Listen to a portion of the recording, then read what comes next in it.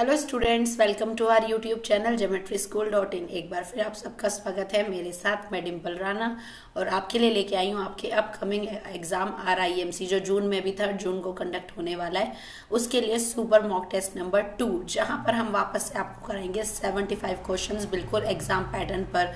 ऐसे ही क्वेश्चन आपको अपने एग्जाम में देखने को मिलेंगे। टेस्ट 1 ऑलरेडी अपलोड हो चुका है, अगर आपने अभी तक नहीं देखा है तो आप देख सकते हैं। आज मैं आपको यहाँ पर most of the question science के कराने वाली हूँ, तो यहाँ से भी आपके अच्छे खासे क्वेश्चन आते हैं। तो चलिए स्टार्ट करते हैं आज का टेस्ट।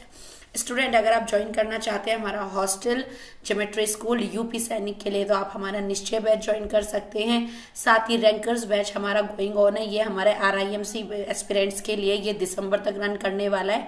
आप अभी भी इसे ज्वाइन कर सकते हैं जो एलिजिबल है अप टू दिसंबर के लिए भी। साथ ही हमारा RMS आपके ब्रदर सिस्टर है 6th क्लास RMS या 9th क्लास के लिए अपीयर होना चाहते हैं तो वो हमारा ऑनलाइन अचीवर बैच ज्वाइन कर सकते हैं, जो ऑलरेडी स्टार्ट हो चुके हैं। क्योंकि एग्जाम आपका दिसंबर में होगा लेकिन बैचेस आपके जनवरी से स्टार्ट हो चुके हैं। देखते हैं स्टूडेंट आज के क्वेश्चन। तो सबसे पहला क्वेश्चन है हमारा, salivary amylase break down dash into simpler form. Salivary amylase किसको ब्रेक डाउन करता है सिंपल फॉर्म में at the time of digestion. तो ये जो एंजाइम है सलाइवरी अमाइलेज, ये किस पर वर्क करता है? तो ये हमारे जो शुगर के सोर्स है, मींस एनर्जी का जो सोर्स है कार्बोहाइड्रेट, उसको ब्रेक डाउन करता है into its simple form and we called it glucose. For what? For the production of ATP means energy, the energy currency. तो carbohydrate is the correct answer. I hope आपका भी बिल्कुल correct होगा। मेरे साथ साथ आप सॉल्व करते हुए चलेंगे जिससे आपको क्लियर हो जाए कि यहाँ पर मेरे को कितने मार्क्स मिलने वाले हैं। आप देखेंगे कि 75 क्वेश्चंस में से आपका स्कोर कितना बन रहा है, तो आपकी तैयारी का आप इवैल्यूएशन कर सकते हैं। तो B is the correct answer. Next question देखते हैं। Which enzyme break down the protein into small intestine. कौन सा एंजाइम है जो प्रोटीन का डिग्रेडेशन या प्रोटीन को ब्रेक डाउन करता है स्मॉल इंटेस्टाइन में? बच्चों, आपको पता होगा कि प्रोटीन का ब्रेक डाउन होता है स्टमक में, तब वो पूरी तरह से डिग्रेड नहीं होता या सिंपल फॉर्म में कन्वर्ट नहीं होता, तब वो पेप्टाइड्स में कन्वर्ट हो जाता है। और यही पेप्टाइड्स फाइनली अमाइनो एसिड्स में कन्वर्ट होते हैं। कहाँ जाकर? स्मॉल इंटेस्टाइन में। तो इसके लिए कौन सा एंजाइम रेस्पॉन्सिबल है? तो correct answer is pancreatic juice में आने वाला ट्रिप्सिन एंजाइम। पेप्सिन कहाँ सीक्रेट होता है? पेप्सिन सीक्रेट होता है स्टमक में। और ट्रिप्सिन कहाँ से आता है? पैंक्रियास से, पैंक्रियाटिक जूसेस की तरह में। तो C is the correct answer. Which of the following enzyme break down fats into fatty acid and glycerol. जो आपका कॉम्प्लेक्स सब्सटेंस है फैट्स, उसको सिंपल फैटी एसिड और ग्लिसरॉल में ब्रेक डाउन कौन सा एंजाइम करता है? तो correct answer is rennin, lipase, pepsin या ऑल ऑफ दिस। तो आपको पेप्सिन पता चल गया, ये प्रोटीन के लिए भी है, रेनिन भी प्रोटीन के लिए है, जो बच्चे डायरेक्ट मिल्क पर ही डिपेंड रहते हैं। लाइपेज होता है दैट डिकम्पोज और that we can say that break down the lipids. तो B is the correct answer. The small finger like projection found in. Small finger like projections कहाँ पाई जाती हैं? लार्ज इंटेस्टाइन में, स्टमक में, स्मॉल इंटेस्टाइन में, liver में। तो बेसिकली जो स्मॉल फिंगर लाइक प्रोजेक्शन है वो क्या है? विलाई होती हैं, जो कहाँ होती हैं? स्मॉल इंटेस्टाइन में। किसके लिए? For the absorption of food, food के एब्जॉर्प्शन के लिए, जिससे कि ब्लड में फूड क्या हो सके? एब्जॉर्ब हो सके। तो दीज फिंगर लाइक प्रोजेक्शंस कहाँ होती हैं? स्मॉल इंटेस्टाइन में। Which ocean has the deepest point. कौन से ओशन का सबसे डीपेस्ट पॉइंट है या सबसे डीपेस्ट पॉइंट कौन से ओशन में है? तो यहाँ पर अगर हम बात करें तो आपका जो सबसे डीपेस्ट ओशन है वो कौन सा है? Pacific ocean. और उसमें भी आपके इसका अगर आप देखें इसकी डेप्थ तो कितनी है? 4820 मीटर्स तक ये है। लेकिन इसके जो डीपेस्ट पॉइंट है तो वो तो आपको पता चल गया, Pacific ocean is the deepest point. इसका अगर हम बात करें वेस्टर्न की साइड से, कौन सा? वेस्टर्न की तरफ इसमें चैलेंजर पॉइंट। और अगर हम बात करें सदर्न की तो मरीना ट्रेंच। सदर्न पार्ट का जो पैसिफिक ओशन है उसमें मरीना ट्रेंच है। तो डीपेस्ट पॉइंट कभी कभी ये भी आ जाता है कि पूरे वर्ल्ड का डीपेस्ट पॉइंट क्या है, तो मरीना ट्रेंच भी कभी कभी ऑप्शन में आ जाता है। बट ओशन कौन सा है? वो पैसिफिक ओशन। तो C is the correct answer. Next question, Radcliffe line is in between. Radcliffe line किसके बीच में लाई करती है, किसको सेपरेट करती है? तो यहाँ पर सबसे पहले हमें पता होना चाहिए ये सेपरेट करती है इंडिया एंड पाकिस्तान को। तो ये कहाँ से जा रही है? अगर हम बेसिकली बात करें तो रैन ऑफ कच्छ गुजरात से होते हुए, रैन ऑफ कच्छ गुजरात से होती है। इंटरनेशनली बॉर्डर कहाँ तक जाती है, J&K तक, और सेपरेट करती है इंडिया को पाकिस्तान से। तो रेड क्लिफ लाइन लाई करती है किसके बीच में, इंडिया एंड पाकिस्तान। तो B is the correct answer. 24 मार्च को हम किस लिए सेलिब्रेट करते हैं, 24 मार्च सेलिब्रेट होता है anti tuberculosis day. Means TB जो कि एक खतरनाक बीमारी है किसकी, लंग्स की, जो होती है due to the Mycobacterium tuberculosis bacteria. इसमें लोगों को एनकरेज किया जाता है किस तरह से ये आपके लंग्स को डिस्ट्रॉय कर सकता है, कैसे स्मोकिंग करने से ये हो सकता है, लंबे समय तक खांसी रहने से टीबी हो सकता है। तो लोगों को एनकरेज करने के लिए 24 मार्च को every year anti tuberculosis day मनाया जाता है। B is the correct answer. Next question, kangaroo is the national emblem. Kangaroo कहाँ का नेशनल एम्बलम है और ये राष्ट्रीय एनिमल भी है, नेशनल एनिमल भी है, किसका, ऑस्ट्रेलिया का। वेरी सिंपल क्वेश्चन, पर कभी कभी जीके में बहुत सारे टफेस्ट क्वेश्चन ही नहीं आते, सिंपल क्वेश्चन भी आ जाते हैं। तो D is the correct answer. I hope student अभी तक आपके अच्छे मार्क्स आ रहे होंगे। कमेंट सेक्शन में मुझे जरूर बताएं कि आपके यहाँ 75 में से कितने मार्क्स आए हैं, आपकी प्रिपरेशन कैसी है। आप अपना फीडबैक भी दे सकते हैं कमेंट्स में। और बच्चों वीडियो को लाइक जरूर करें, फ्रेंड्स के साथ शेयर करें, कमेंट करें। चलिए आगे देखते हैं। Leaning tower of Pisa. पीसा का लीनिंग टावर आपको पता है जो कि पीसा में है, और ये कैसे बनने के 5 साल बाद ही क्या हो गया था, नीचे की तरफ डाउन होने लगा था, लीन होने लगा था। और ये कहाँ पर है, it is in Italy. GK में बच्चों ये क्वेश्चन बहुत कॉमन है जो आपने 7th क्लास तक पढ़े होते हैं, बट एज इट इज पूछ लिए जाते हैं, तो ये बहुत ही ज्यादा इंपॉर्टेंट क्वेश्चन है। तो B is Italy is the correct answer. Which is the smallest country. Area wise सबसे इनमें से छोटी कंट्री कौन सी है, वेटिकन सिटी, मोनाको, न्यूरोस एंड मैरिनो। तो वेटिकन सिटी की अगर हम बात करें तो ये एक इंडिपेंडेंट स्टेट है, बेसिकली रोम से चारों तरफ से घिरा हुआ है पर इंडिपेंडेंट। और इसका अगर हम साइज की बात करें तो 0.19 स्क्वायर मीटर इसका साइज है। और ये कौन सी है, वेटिकन सिटी, रोम से सराउंडेड एक इंडिपेंडेंट कंट्री है। A is the correct answer. Which country has adopted bitcoin as an official currency. कौन सी कंट्री बिटकॉइन को ऑफिशियल करेंसी सेलेक्ट कर चुकी है, अडॉप्ट कर चुकी है। ये क्रिप्टो करेंसी है। तो किसने, सेंट्रल अफ्रीकन रिपब्लिक जो हमारी कंट्री है, ये फर्स्ट कंट्री है बिटकॉइन को अपनी ऑफिशियल कंट्री का करेंसी बनाने वाली। ऐसे क्वेश्चन बच्चों एग्जाम में जरूर आते हैं। तो D is the correct answer. Circumference of the earth was first calculated by. Circumference जो है अर्थ का, वो सबसे पहले किसने कैलकुलेट किया था, इरेटोस्थीन्स इज द करेक्ट आंसर। बच्चों जरूर आते हैं सोलर सिस्टम में से रिलेटेड, यहाँ पर प्लैनेट से रिलेटेड, प्लैनेट के मोशन को किसने बताया था, और इसी तरह से कैसे सन के चारों तरफ रोटेट करते हैं प्लैनेट्स। तो यहाँ पर अर्थ का सर्कमफ्रेंस कितना है ये किसने बताया था, इरेटोस्थेन्स ने। तो C is the correct answer. Longest day is on. सबसे लंबा दिन कौन सा होता है, जिसमें डे सबसे लंबा और यहाँ पर नाइट सबसे छोटी। तो ये हमारा जून का डेट ऑफ जून सोलिस्टिस भी कहलाती है, 21 जून। इसमें सबसे नॉर्दर्न हेमिस्फीयर पे सीधी लाइन रेखा रेस पड़ती है किसकी, सन की। और ऐसे ही विंटर में भी आता है एक डे, तो साल में 2 बार आता है, एक बार सबसे लंबा दिन और सबसे छोटा दिन। तो 21 June is consider as the longest day. A is the correct answer. Which of the following is not a vaccine prevent disease. इनमें से किस बीमारी का वैक्सीन नहीं है, या किसको वैक्सीन से प्रिवेंट अभी तक नहीं किया जा सकता। टीबी के भी वैक्सीन होते हैं, मिजाइलिस का भी होता है, डिप्थीरिया का भी होता है, बस एड्स, एक्वायर्ड इम्यूनोडेफिशिएंसी सिंड्रोम, जो हमारे इम्यून सिस्टम को क्या कर देती है, बिल्कुल डिस्ट्रॉय कर देती है। और इसका अभी तक कोई भी क्या नहीं बना है, कोई भी वैक्सीन नहीं है। तो एक्वायर्ड इम्यूनोडेफिशिएंसी सिंड्रोम, ये हमारे इम्यून सिस्टम की डेफिशिएंसी कर देती है। तो C is the correct answer. Which planet is known as green planet. किस प्लैनेट को ग्रीन प्लैनेट के नाम से भी जाना जाता है। तो इसका करेक्ट आंसर है क्या बच्चों, Uranus, due to the presence of methane gas. Uranus पे क्या है, मीथेन गैस प्रेजेंट है बहुत ज्यादा, इसलिए से ये देखने पर क्या नजर आता है, इससे देखने पर ग्रीन कलर का शो होता है। तो D is the correct answer.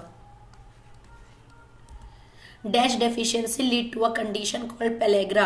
Pellagra जो डिजीज होती है जिसको बेसिकली 3D भी कहा जाता है, जिसमें आपका यहाँ पर बात करें डिमनेशिया, जिसमें कि आपका ब्रेन थोड़ा सा अनस्टेबल हो जाता है, डायरिया, वाटर का लॉस हो जाता है, एंड डिमनेशिया के बाद डायरिया, और डर्मेटाइटिस जिसमें आपकी स्किन क्या हो जाती है, डल हो जाती है बहुत ज्यादा। तो इसे 3D के नाम से भी जाना जाता है। तो पेलेग्रा डिफिशियंसी कौन से विटामिन की डेफिशिएंसी से होती है, विटामिन 3, जिसको नियासिन नियासिन भी कहा जाता है। It is the chemical name of vitamin. बच्चों ये क्वेश्चन आ जाता है बहुत ज्यादा एग्जाम में, जैसे विटामिन ए रेटिनॉल जिसकी वजह से नाइट ब्लाइंडनेस होती है, विटामिन B1 थायमिन जिसकी वजह से आपका बेरी बेरी होता है, B6 जिसकी वजह से आपका ब्लड लॉस या एनीमिया हम कह सकते हैं। तो यहाँ पर करेक्ट आंसर क्या है, vitamin B3 niacin, that cause pellagra. बच्चों अगर आप तैयारी करना चाहते हैं हमारे हॉस्टल फैसिलिटी के साथ, ऑनलाइन क्लासेस नहीं ज्वाइन करना चाहते हैं, तो आप हमारे हॉस्टल को भी विजिट कर सकते हैं जो है बागपत में, दिल्ली से 50 किलोमीटर अवे। यहाँ पर हम आपको तैयारी कराते हैं विद प्रॉपर क्लासेस, साथ में आपका प्रॉपर हाइजेनिक फूड यहीं पर होता है, प्रॉपर स्टेशनरी आपको प्रोवाइड कराई जाती है, साथ ही आपके मॉक टेस्ट कंडक्ट किए जाते हैं और यहाँ पर आप बहुत अच्छे से तैयारी कर सकते हैं। किसी भी तरह की जानकारी के लिए आप इन नंबर पर कॉल कर सकते हैं या आप हमारी वेबसाइट विजिट कर सकते हैं जहां से आप देख सकते हैं फ्री वीडियोस और क्या क्या कोर्स हम आपको किस किस एग्जाम की तैयारी कराते हैं, RIMC, RMS, JNV। तो आप ज्योमेट्री स्कूल की वेबसाइट को विजिट कर सकते हैं। नेक्स्ट देखते हैं कैपिटल ऑफ ऑस्ट्रेलिया। इस ऑस्ट्रेलिया की कैपिटल कौन सी है, तो Canberra is the capital city of Australia. Sydney क्या है, सिडनी इसका फाइनेंशियल सिटी है। कैनबरा क्या भी है, कैनबरा ऑस्ट्रेलिया की सबसे पॉपुलस सिटी भी है। तो Canberra is the capital of, Canberra कहेंगे, Canberra is the capital of Australia. B is the correct answer and Sydney is the financial city. Electricity is produced by the movement of these tiny particle found in the atoms of matter. Electricity produced होती है due to the tiny particle। जब ये क्या करते हैं, move करते हैं, तो what we call these tiny particle। तो correct answer is electrons. Electrons are the tiny particle.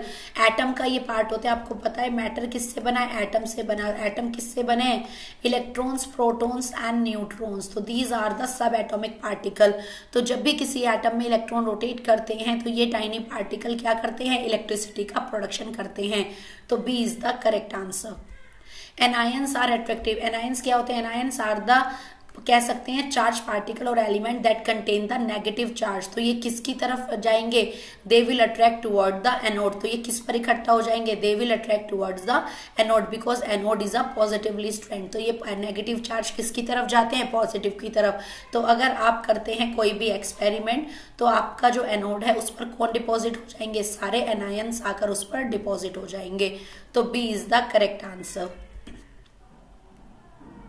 Next question, who is India's attorney general. अभी कौन अटॉर्नी जनरल है इंडिया के। मीन्स प्रेसिडेंट ने किसको भारत का अटॉर्नी जनरल चुना है। अटॉर्नी क्या होते हैं, जो किसी भी तरह का लीगल एडवाइस देते हैं गवर्नमेंट को, उन्हें हम अटॉर्नी जनरल कहते हैं।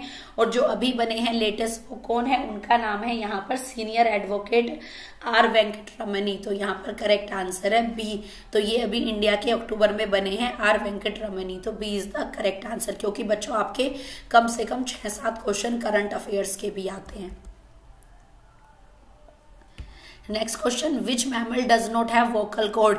कौन से मैमल के वोकल कॉर्ड नहीं होते हैं, giraffe, panda, coyote, walrus.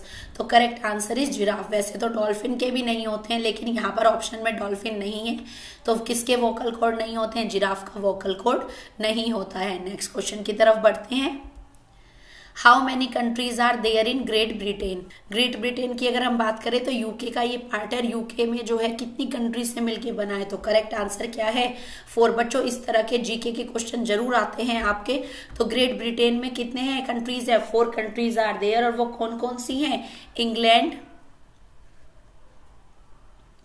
Scotland, Wales and Northern Ireland. ये 4 कंट्रीज हैं जिनसे आपका यूके कंप्लीट बना है। ये 4 कंट्री किस में है, ग्रेट ब्रिटेन में है। तो 4 countries are there in Great Britain. तो A is the correct answer. World most active volcano. World का सबसे मोस्ट एक्टिव, जो मतलब ऑल द टाइम एक्टिव रहता है, जिसमें से all the time lava produce होता है, ये कहाँ पर है, ये आपका हवाई आइलैंड पर, हवाई महाद्वीप पर, और नाम क्या है, क्ल्यूआ। तो ये सबसे मोस्ट एक्टिव वोल्केनो है पूरे वर्ल्ड का। तो B is the correct answer. तो वर्ल्ड का मोस्ट एक्टिव वोल्केनो कहाँ पर है, हवाई महाद्वीप पर, क्ल्यूआ जिसका नेम है। तो B is the correct answer.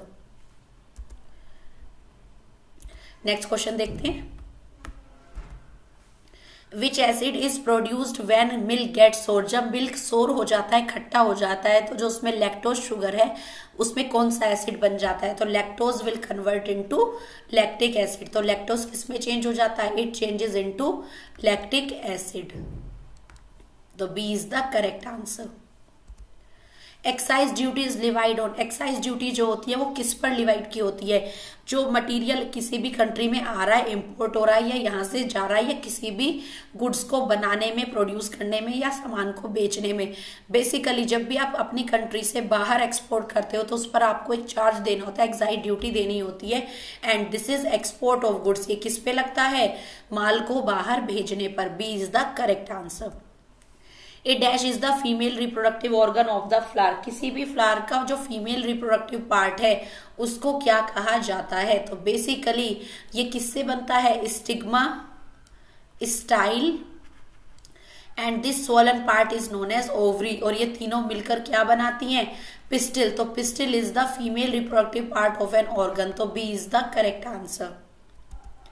Vasco da Gama reach the port of dash in 1498। जब वास्को डिगामा आए थे तो किस एयरपोर्ट पर उन्होंने रीच किया था? तो it is a correct answer will be Calicut, Kerala. बच्चों बिल्कुल टोटली जीके के क्वेश्चन है, ऐसा ही पेपर बिल्कुल सेम आपका आता है। ये क्वेश्चंस आपको बहुत ज्यादा हेल्प करने वाले हैं, तो वीडियो को पूरा देखिए और अपना फीडबैक दें। आपको किस तरह की प्रॉब्लम है किस सब्जेक्ट में, तो आप हमें कमेंट सेक्शन में बता सकते हैं। तो कैलिकट केरला के पोर्ट पर वास्को डिगामा रीच हुए थे 1490। ईयर भी आपसे पूछ लिया जाता है, इसलिए ईयर भी इंपॉर्टेंट है कि वास्को डिगामा किस ईयर में भारत आए थे। तो A is the correct answer, Calicut port. Given below are the harmful effects of weed on crop plant. आपको पता है जब आपके डिजायरेबल प्लांट्स के साथ कुछ अनडिजायरेबल प्लांट्स जाते हैं, वी कॉल देम वीड, तो ये आपको किस तरीके से हार्म कर सकते हैं? तो आपको करेक्ट कॉम्बिनेशन चूज करना है। दे इंटरफेयर इन हार्वेस्टिंग, जब आप किसी भी क्रॉप की कटाई करते हैं, जब वो बीच में आएंगे, एब्सोल्युटली, बिकॉज ये पॉइजनस है, तो आपके हार्वेस्टिंग में जो आप क्रॉप कट करेंगे ये उसमें मिक्स हो जाएंगे। They help crop plant to grow healthy, इसकी वजह से आपकी क्रॉप्स हेल्दी हो जाती है। No. They compete with crop for, yes, अगर ये ग्रो होंगे तो वाटर, स्पेस, लाइट इन्हें भी चाहिएगा। और they affect the plant growth, ये क्या करते हैं? प्लांट ग्रोथ को अफेक्ट करते हैं। यस, तो करेक्ट आंसर क्या है? First, third and fourth. तो A is the correct answer, क्योंकि ये तीन ऑप्शन है जो वीड्स के हार्मफुल इफेक्ट्स को शो कर रहा है। Dash are the invisible waves of energy cause due to by electromagnetic radiation. Electromagnetic radiation से जो इनविजिबल वेव्स प्रोड्यूस होती हैं वो कौन सी है? तो बेसिकली ये क्या होती है? शॉर्टर वेवलेंथ होती है या लॉन्गर, जिन्हें हम देख नहीं पाते। या तो ये 400 नैनोमीटर से शॉर्टर होती है, 700 से ज्यादा होती हैं, जिनको हम इनविजिबल है, मतलब जिन्हें हम देख नहीं सकते। Radio waves, gamma waves, x-rays, या ऑल ऑफ द अबव। बच्चों all are the electromagnetic radiation, those are invisible. तो D is the correct answer. Madhubani painting are drawn with thick lines, they depict the life of god and mythological figure. Basically lord Krishna की, राधा की Madhubani painting बनाई जाती है मोटी मोटी lines use करके। तो ये कहाँ से ओरिजिनेट हुई है? ये हुई है मधुबनी डिस्ट्रिक्ट से। कहाँ की? मिथिला रीजन, बिहार। तो यहाँ पर B is the correct answer. Dash device is use to alter the voltage of an electric supply. अगर आपको इलेक्ट्रिक सप्लाई के वोल्टेज को क्या करना है? ऑल्टर करना, ऊपर नीचे, तो आप क्या यूज करेंगे? इसके लिए हम यूज करते हैं क्या? ट्रांसफॉर्मर। तो A is the correct answer. Which of the following enzyme present in saliva. अभी हमने बात करी थी फर्स्ट क्वेश्चन में, सलाइवा में कौन सा एंजाइम प्रेजेंट होता है? तो करेक्ट आंसर क्या है आपका? टायलिन, जिसको सलाइवरी अमाइलेज या टायलिन भी कहा जाता है, जो आपके कार्बोहाइड्रेट को ब्रेक करता है into the simple soluble form. तो D is the correct answer. Dash scientist discovered the principle of generator. किसने बताया है कि जनरेटर का प्रिंसिपल, सिद्धांत क्या है, वो कैसे वर्क करता है? तो इसके लिए करेक्ट आंसर है, ये सबसे पहला इलेक्ट्रोमैग्नेटिक जनरेटर भी है जो किसने बनाया था? 1831 में माइकल फेराडे ने। तो फेराडे ने किस ज्ञान लॉन्च किया? The principle of generator, generator कैसे वर्क करते हैं। और सबसे पहला इलेक्ट्रोमैग्नेटिक जनरेटर किस नाम से जाना जाता था? फेराडे डिस्क के नाम से।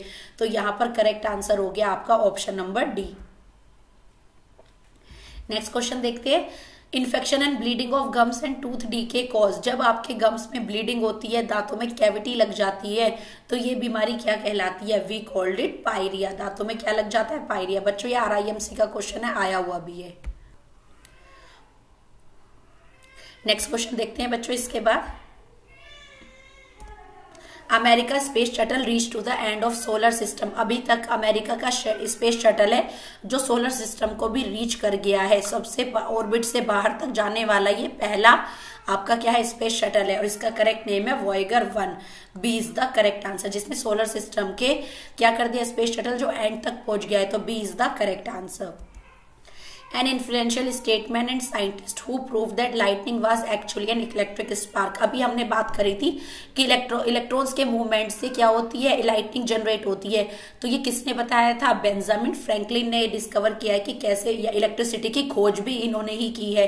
तो बेंजामिन फ्रैंकलिन ने ही इलेक्ट्रिसिटी का कंसेप्ट दिया है, कैसे बिजली बनती है ये बताया है। तो बेंजामिन फ्रैंकलिन ने ही बताया है कि किस तरीके से लाइटनिंग या स्पार्क की वजह से लाइटनिंग होती है, और इलेक्ट्रिसिटी की खोज भी इन्होंने ही की है। B is the correct answer. Dash is an infectious disease caused by the virus and is marked by fever, redness of eyes and rash of pink spot. Fever होता है, आईज बिल्कुल रेड हो जाती है और पिंक कलर के spots हो जाते हैं।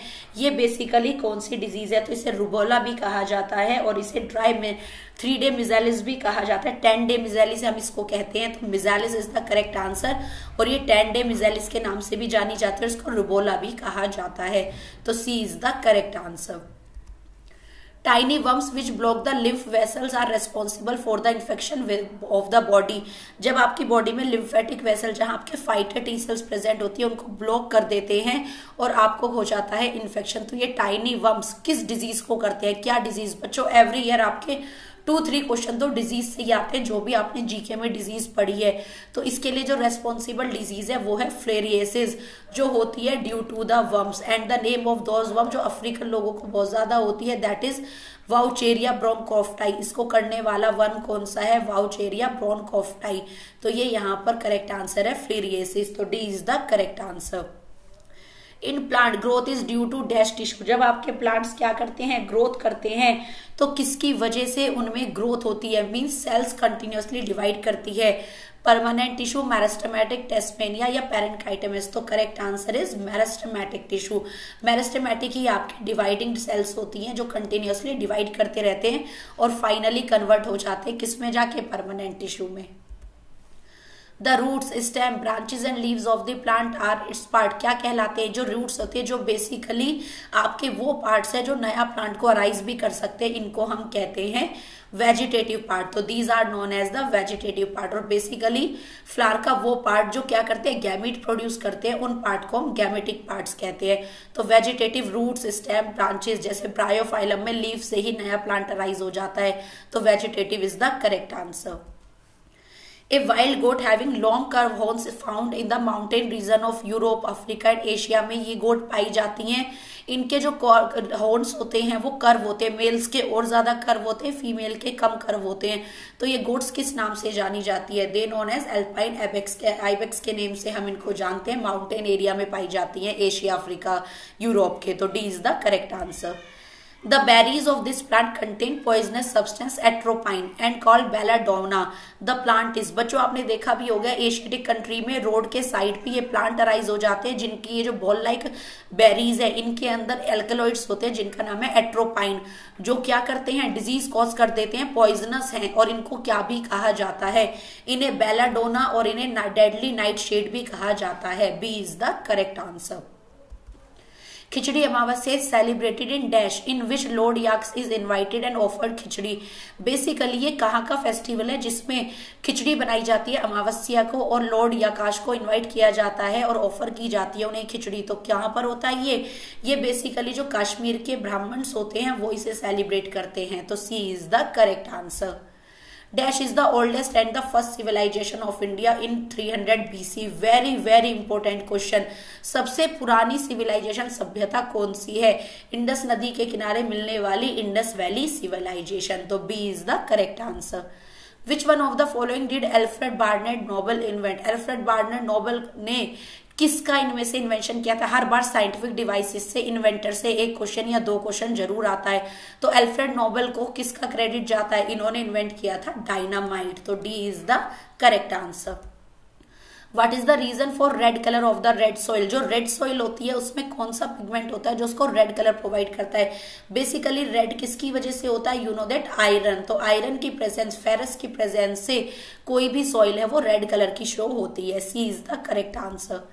In which area of physics was Albert Einstein awarded the Nobel Prize in 1921? बच्चों इसमें आपको बताना है एल्बर्ट आइंस्टीन को नोबेल प्राइज मिला है 1921 में फिजिक्स के किस एक्सपेरिमेंट के लिए? थ्योरी ऑफ ग्रेविटेशन, ये तो इसाक न्यूटन ने दिया था। जनरल थ्योरी ऑफ रिलेटिविटी इन्हीं का ही है। स्पेशल थ्योरी रिलेटिविटी वो भी वही है। लेकिन 1921 में एल्बर्ट आइंस्टीन को जो नोबेल प्राइज मिला है वो explanation of photo electric effect, किस तरह से रेडिएशन का वेवलेंथ होता है, कैसे वो फोटो इलेक्ट्रिक इफेक्ट वो लाइटनिंग शो करती हैं। तो यहाँ पर in hypothesis of photo electric effect के लिए इन्हें 1921 में नोबेल प्राइज दिया गया था। C is the correct answer. Which of the gland is called emergency gland? किसको इमरजेंसी ग्लैंड भी कहा जाता है? मीन्स जो आपको इमरजेंसी में स्ट्रेस रिलीफ कराती है by releasing the hormone that is known as adrenaline, और इसी हार्मोन का अदर नेम है एपिनेफ्रिन। तो यहाँ पर जो करेक्ट ग्लैंड है वो कौन सी है? आपकी एड्रेनल ग्लैंड, आपकी किडनी के अपसाइड पर प्रेजेंट होती हैं। तो C is the adrenal gland जो आपको हार्मोन सिक्रीट करती है, स्ट्रेस हार्मोन। तो C is the correct answer. It is unfortunate that we can secure peace only by preparing for war. Very important slogan है, GK में आपके slogans भी आते हैं। तो ये स्लोगन किसने दिया है कि हम शांति बनाने के लिए पहले किसी भी वॉर को प्रिपेयर करते हैं? तो ये किसका स्लोगन है? जॉन एफ कैनेडी का। तो C is the correct answer. बच्चों अगर आप चाहते हैं इसी तरह का क्वेश्चंस का भंडार तो आप हमारी ऐप पर किसी भी एग्जाम के लिए कोई भी हमारा क्विज कोर्स खरीद सकते हैं, जिसमें आपको मिलेंगे lots of question for all the subject जो आपके मेन एग्जाम के सब्जेक्ट्स होते हैं, मैथमेटिक्स, रीजनिंग, इंग्लिश, जीके। वहां पर आपको भंडार है तो आप हमारा कोई भी क्विज कोर्स अवेल कर सकते हैं। कैसे अवेल करना है? आपको हमारी वेबसाइट www.geometryschool.in पर साइन अप करना है। साइन अप करने के बाद वहां पर आप कोर्सेज को देख सकते हैं और ऑनलाइन किसी भी कोर्स को परचेज कर सकते हैं। Next question, testis secrete. Testis basically male reproductive part होता है और ये कौन सा हार्मोन सिक्रीट करते हैं? टेस्टिस सिक्रीट करती हैं testosterone that help in the production of secondary sexual character और प्रोडक्शन ऑफ स्पर्म्स। इस मेल में स्पर्म्स प्रोडक्शन के लिए हार्मोन सिक्रीट होता है and the name is testosterone. Pituitary gland. Pituitary gland हमारी बॉडी का मास्टर ग्लैंड जो हमारे ब्रेन में प्रेजेंट होता है, of a size P, hypothalamus के नीचे ये प्रेजेंट होती है ब्रेन में, और ये कौन सा हार्मोन सिक्रीट करती है? पिट्यूटरी का खुद का भी एक हार्मोन होता है जो ग्रोथ हार्मोन है, जो आपकी बॉडी की ग्रोथ करता है, लेकिन ये बहुत सारे स्टिमुलेटिंग हार्मोन भी सिक्रीट करता है जो अदर बॉडी की ऑर्गन्स को एक्टिवेट करता है। तो उसका नाम है TCH, थायराइड स्टिमुलेटिंग हार्मोन। तो this is the hormone that is secreted by the which gland? Pituitary gland, thyroid stimulating gland, जिससे आपकी थायराइड ग्लैंड स्टिमुलेट हो जाती है और अपना थायरोक्सिन हार्मोन सिक्रेट करने लगती है। तो correct answer for this question is सी।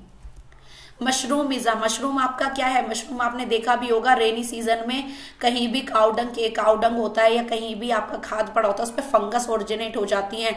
तो ये क्या है? डेड और डीके सब्सटेंस पर लगने वाले सैप्रोट्रोपिक। तो ये सैप्रोट्रोपिक ऑर्गेनिज्म होते हैं जो डेड और डीके पे लगते हैं। तो C is the correct answer. Mushroom is a type of fungus. Veins allow blood to flow only. Veins में बच्चों वॉल्व नहीं होती है, ये एक ही तरफ अपने ब्लड को फ्लो कर सकते हैं। और ये क्या लाती हैं? ये हमारी बॉडी से डीऑक्सीजनेटेड ब्लड लेके आती हैं। किसके पास? हार्ट के पास, जिससे वो उसको पंप करके कहाँ भेज सके? लंग्स के पास भेज सके फॉर द प्यूरिफिकेशन। तो ये क्या करती हैं? They carry the blood towards the heart. तो A is the correct answer. Due to the contraction of eyeball, जब आपका आईबॉल कॉन्ट्रैक्ट हो जाता है and a long sighted eye, जो लॉन्ग साइटेड आई होती हैं वो सिर्फ कब देख सकती हैं? तो they can only see the farther, near by object तो वो देख सकती हैं, बट फार्दर ऑब्जेक्ट को कब देखेंगी? जब वो उसको कॉन्वेक्स लेंस से करेक्ट करेंगे। क्योंकि जब आपका आईबॉल छोटा हो जाता है तो आपकी इमेज रेटिना पर ना बनकर उससे पीछे बनने लगती है। तो इसी के लिए आप लगाते हैं कॉन्वेक्स लेंस जो आपकी रेज को क्या कर लेता है? कन्वर्स कर देता है और कन्वर्स करने से वो वापस से रेटिना पर आ जाती हैं। तो आप दूर के ऑब्जेक्ट तब देख पाएंगे जब आप यूज करेंगे कॉन्वेक्स लेंस। अगर डायग्राम की मदद से देखें तो लॉन्ग साइटेडनेस को हाइपरमेट्रोफिया या हाइपरमियोपिया भी कहते हैं, जो करेक्ट की जाती है by using a convex lens. ये आपकी कॉन्वेक्स लेंस है और मायोपिया में आपकी कॉनकेव लेंस लगाई जाती है। तो इसमें जो आपकी डिफॉल्ट या डिफेक्टेड आई है उसमें आपकी इमेज जो है रेटिना से आगे बन जाती है।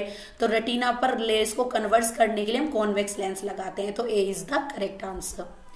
ए non metal that is liquid at room temperature. Basically जो नॉन मेटल होते हैं वो सॉलिड होते हैं या तो आपके गैस होते हैं जैसे कि ऑक्सीजन, नाइट्रोजन, बट वो कौन सा नॉन मेटल है जो लिक्विड होता है रूम टेम्परेचर पर, and the name is bromine.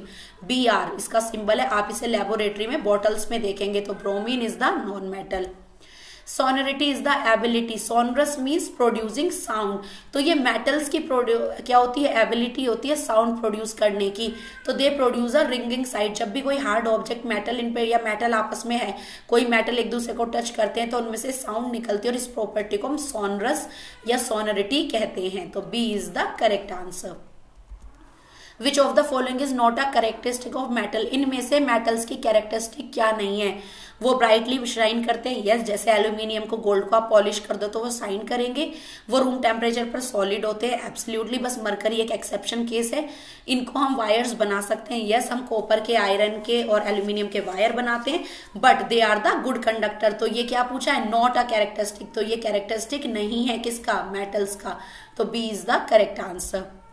The product form when zinc react with. जब भी आप जिंक को, एक हाईली रिएक्टिव मेटल है जिसको आप सल्फ्यूरिक एसिड के साथ रिएक्ट करेंगे तो आपके क्या प्रोडक्ट बनेंगे, ZnSO4। और कौन सी गैस यहाँ पर निकलेगी, हाइड्रोजन। तो मेटल जब भी रिएक्ट करते हैं तो यहाँ पर वो हाइड्रोजन गैस रिलीज करते हैं। तो करेक्ट आंसर क्या होगा, ZnSO4 इज जिंक सल्फेट और गैस कौन सी रिलीज होगी, हाइड्रोजन गैस। तो B is the correct answer.